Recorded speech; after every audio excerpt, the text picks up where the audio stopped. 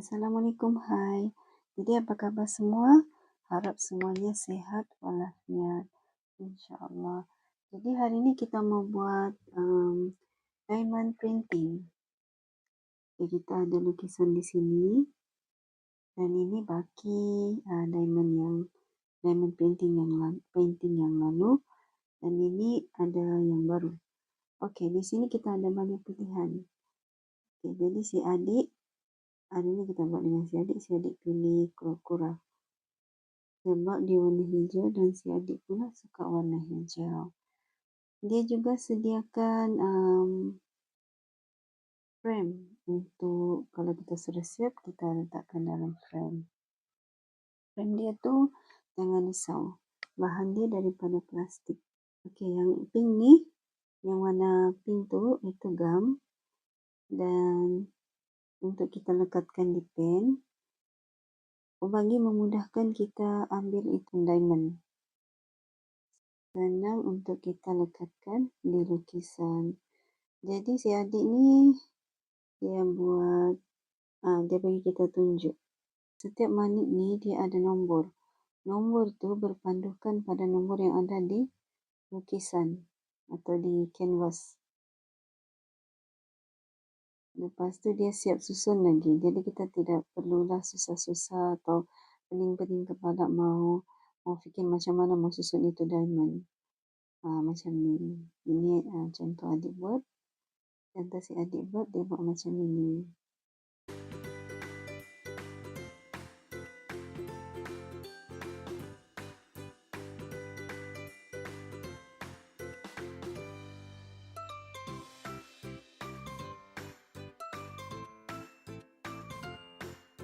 Bagi sesiapa yang rumahnya dekat dengan kedai Eko, boleh dapatkan di sana. Ini kalau dekat tempat kami, harganya satu set tu ada lukisan, ada manik, ada pen, ada tempat manik seperti ini.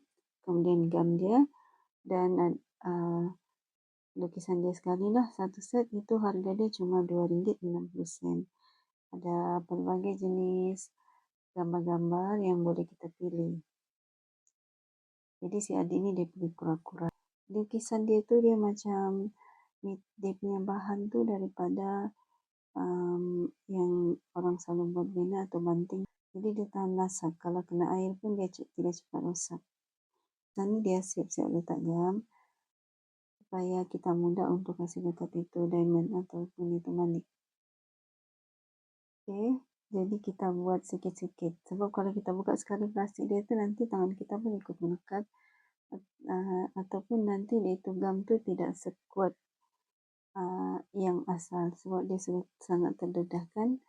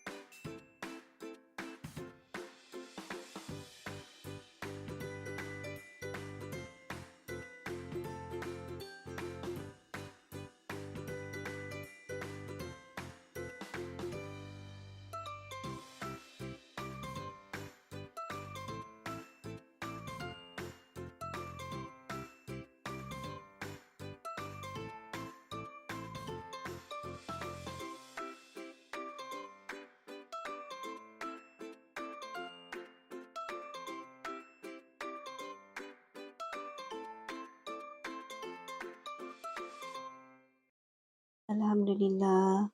Okey, siap sudah si adik buat. Kalau kita tengok lukisan dia cantik, lawa. Dan dia berkilat-kilat. Diamond dia tu berkilat-kilat lah, ada shining-shining. Maksudnya berkualiti lah. Dia punya batu manik tu walaupun plastik. Okey, jadi sekarang ini kita mau letakkan dalam frame. Okay, frame dia ni dari plastik juga. Dia punya nanti dia punya penutup pun plastik. Nanti kita buka lah dia punya